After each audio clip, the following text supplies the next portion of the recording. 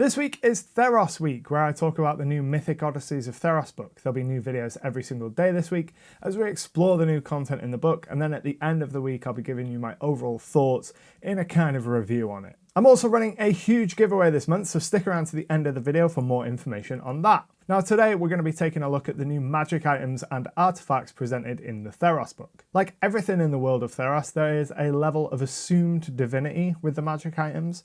The book mentions that many of the items out in the world will be directly tied to the gods, either having been made to appease the gods or created by the gods as boons for their champions. The book also gives an in-world explanation of why the player characters own such a large proportion of the magic items. It says that magic items are rare, and the fact that the player characters find so many is further proof of their destiny. Now you might say this is a bit of a hand-wavy excuse, and you wouldn't be wrong, but I do like that. Everything in the Theros book is set up to show that the player characters aren't just ordinary people and that they are special, so this justification for their discovery of so many magic items makes perfect sense in that world. The book also gives a table of remarkable origins for you to get inspiration from on the background of your magic items, and that can be helpful for bringing magic items from other sources like the DMG into your Theros game. The Theros book also encourages you to make ordinary magic items feel like they have a significant history and a purpose, which I really like. The example given in the book is that a +1 spear might have once been carried by a company of hoplite veterans that vanished on an odyssey to reach the world's end. Look into these kind of heroic tales, such as the Iliad or Homer's Odyssey, is a great way to pick up inspiration for the origins of your magic weapons, and just for general lore in Theros itself. The book also very briefly touches on making potions more interesting by having them contain signature reagents, like a PYXIS feather being used for a potion of flying. This is a concept I really like, and it's actually a topic I'll be making a video on in the future: how to make hunting and using parts of monsters and magical creatures play a bigger part in your game. So let's dive straight in and take a look at the new items included in the Mythic Odysseys of Theros. First up, we have the Flying Chariot. Now honestly, this item doesn't feel like a magic item. It's called a Flying Chariot, but the text for the artifact says that if the magic chariot is pulled by one or more flying creatures, it too can fly.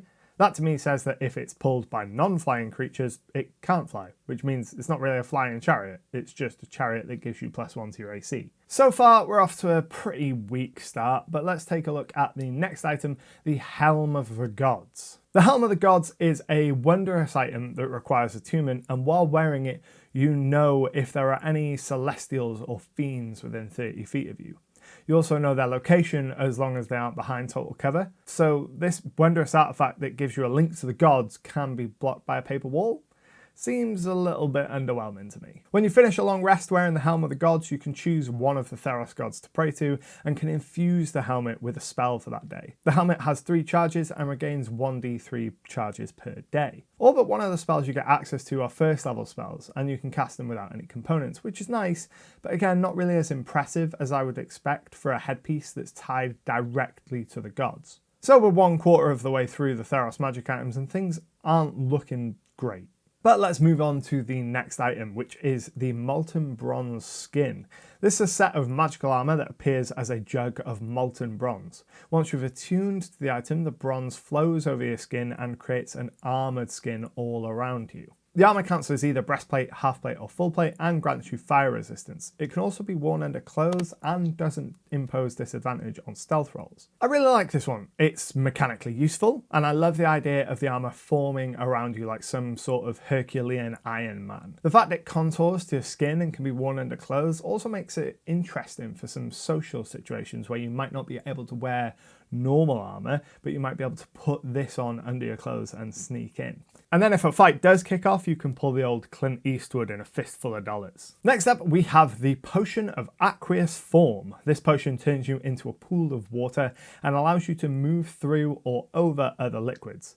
I believe that rules as intended, you should be able to move over solid surfaces as well, because the text mentions that you can extinguish non-magical flames, but rules as written, you can only move in your aqueous form if there is another liquid to move through or on. While liquid, you have resistance to non-magical damage and you get advantage on strength, dex and con saving throws, but you can't talk, attack, cast spells or activate magic items.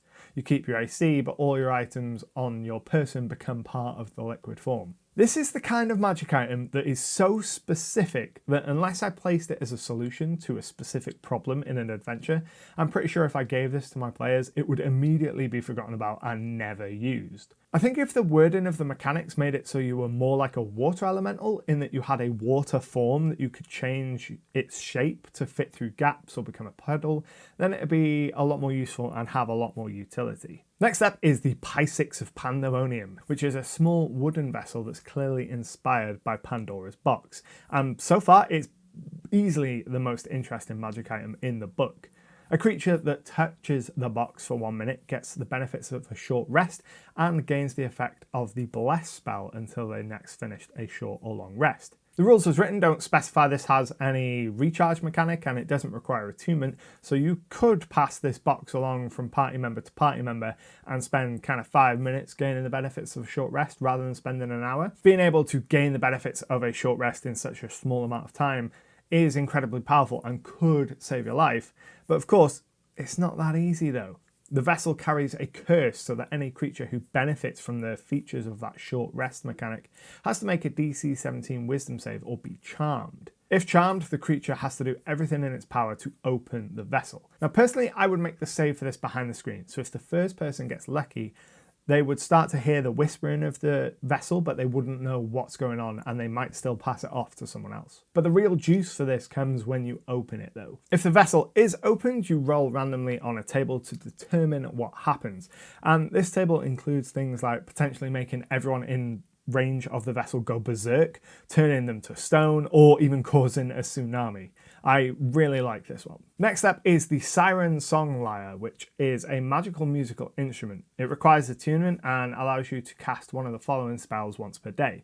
You can cast Animal Friendship, Charm Person, Enthrall, or Suggestion. Now this isn't the sort of item I would base an entire quest around, but it could be cool to incorporate into a fight to add another dimension to it. Or maybe you could have a legendary bard who uses this to charm their audience. That can be kind of cool. Next up is the Sling Bullets of Althemony. You get 1d4 plus 4 bullets, and each time you use them you roll on a table to randomly determine the effects, which include banishment, extra damage, stunning, and the ability to track a creature. The effects for this are fine, but having to roll to determine what the effect is randomly makes it completely useless. If I'm a level 5 character in a combat, the only reason I would use this is for that 25% chance of banishing an extra planar creature.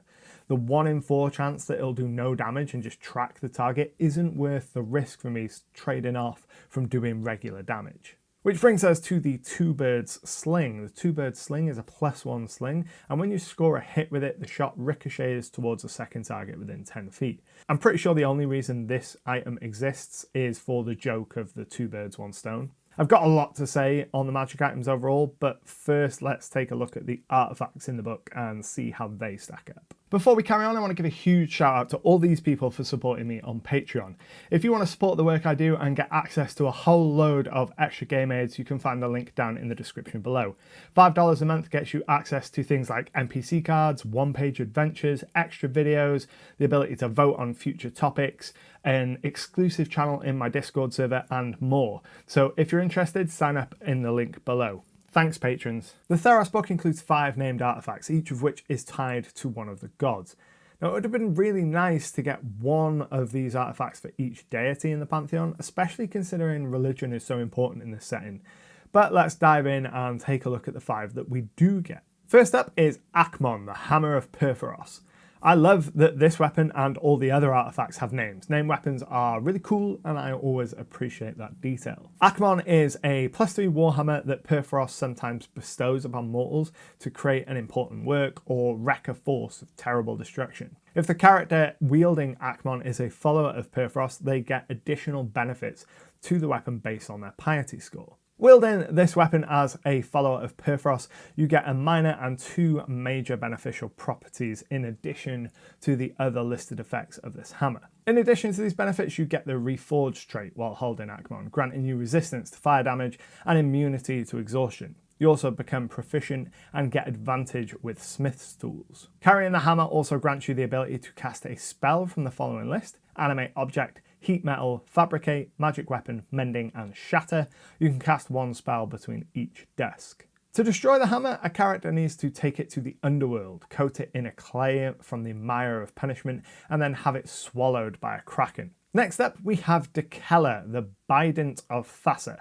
First off, I wish they'd made this just a regular trident because I feel ridiculous saying Bident. It sounds way too much like B-Day for my liking, plus tridents are cooler, and mechanically this is just a trident. It counts as a +3 trident that deals an extra 2d10 cold damage. If you are a worshipper of Thassa, you get some extra benefits, including the ability to breathe underwater, and you gain a swim speed of 60 feet, as well as a minor and major beneficial property from the tables in the DMG.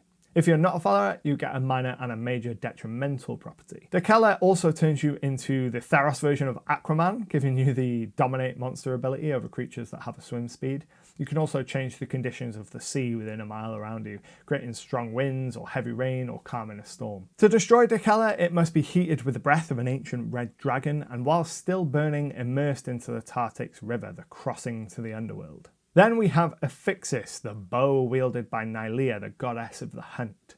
Like the other artifacts, this is a +3 weapon, and it suffers no range disadvantage. It also scores criticals on a 19 and 20 as opposed to just a 20. As a worshipper of Nylea, your piety will grant you a minor and major beneficial property, whereas a character who doesn't worship Nylea will get a major detrimental property. EPHIXIS comes with 4 arrows, one for each of the seasons. You can fire each of these once per day, and at dusk they reappear in the bow's quiver.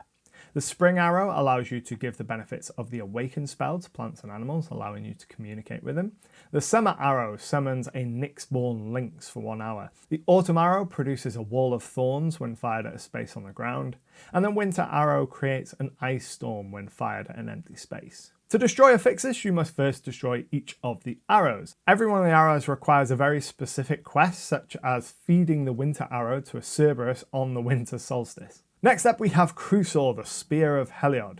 This is a +3 spear that deals an extra 2d8 radiant damage on a hit, casts bright light within 30 feet, and can cast up to 10 spells a day, including Guiding Bolt, Daylight, or Sunbeam. Once per day, when you take damage from a creature within 5 feet of you while wielding this spear, you can use your reaction to make an attack of opportunity against them with the spear. If you deal damage, you also blind the attacker. Like all the artifacts, a worshipper of Heliod gets extra benefits when wielding this. At +3 piety, you gain 15 temporary HP each dawn, and then as your piety increases, you gain 2 minor beneficial properties and 1 major beneficial property.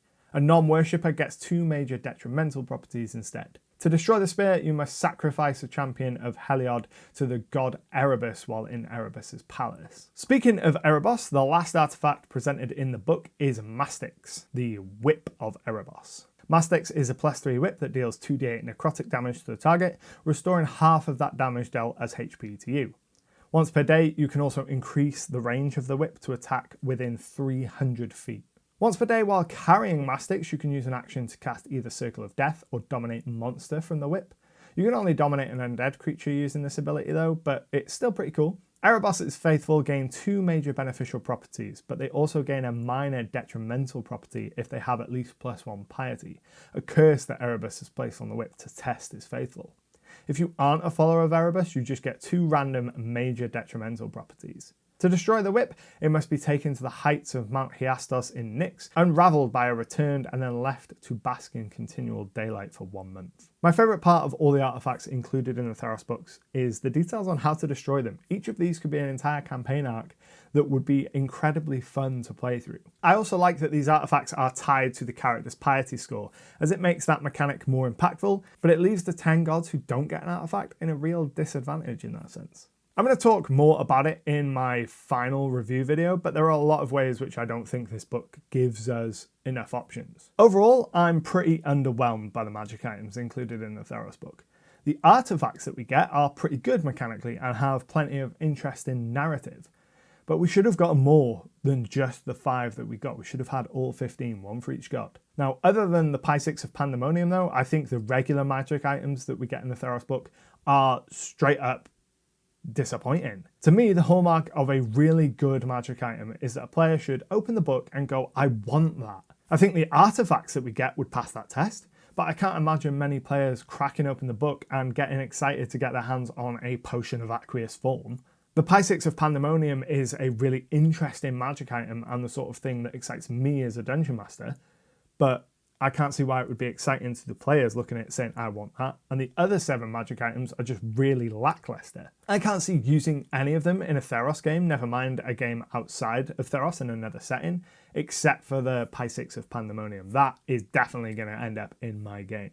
If anything, I would prefer to have just seen 15 artifacts, 1 for each of the gods, and then no other magical items. Those lesser magical items really don't make the grade compared to the artifacts and some of the other options included in this book. Now, at the start of this video, I mentioned that I'm running a mega competition this month. I recently passed 10,000 subscribers, and to celebrate, I'm giving away over $500 worth of digital tools. There are going to be multiple winners for this giveaway, and to enter, all you need to do is be a subscriber and leave a comment down below this video. The first place winner is going to get a copy of Fantasy Grounds Unity, which is my preferred platform for running RPGs online, as well as a copy of the Player's Handbook and Monster Manual in Fantasy Grounds, which is going to give you everything you need to get up and running and playing games, and it'll give you a great platform to build up from. The winner's also going to get a copy of Wonderdraft, the map making tool that I have been raving about for the last year, and a copy of Dungeon Draft, the battle map making software from Megasploot, who made Wonderdraft. They'll also get an invitation to the Legend Keeper beta, allowing you to build your worlds and link all of your worlds together. And they'll get a huge selection of resources that I've made over the years, including NPC cards, one-page adventures, maps, factions, and a load more. The second place winner is going to get a copy of Fantasy Grounds Unity, as well as the Player's Handbook and the Monster Manual, supplied courtesy of Smiteworks, the folks behind Fantasy Grounds. The third place winner is going to get a copy of both Wonderdraft and Dungeon Draft, courtesy of Megasploot, the creator of those 2 programs. And then 25 runners-up are also going to get an access code to the Legend Keeper beta and everything I produced on Patreon in the month of May. I'll be picking the winners at random on Tuesday, June 30th, so you've got plenty of time to share this video around and get your comments in down below. I hope you've enjoyed this video and found it helpful. If you did, please make sure to give it a like below, because it really helps tell YouTube these videos are worth showing to people. And let me know down in the comments which of the magic items or artifacts is your favourite, or alternatively, which do you think is the worst, and what would you like to have seen instead? But until next time, happy gaming. Thanks for watching. If you're new here, make sure to subscribe to stay up to date with all my new releases. I release new videos every other Friday. You'll find more videos just over here, and if you enjoy what I do, please consider supporting me on Patreon. Just $5 a month gets you access to loads of extra content to use in your RPG campaigns. But until next time, happy gaming.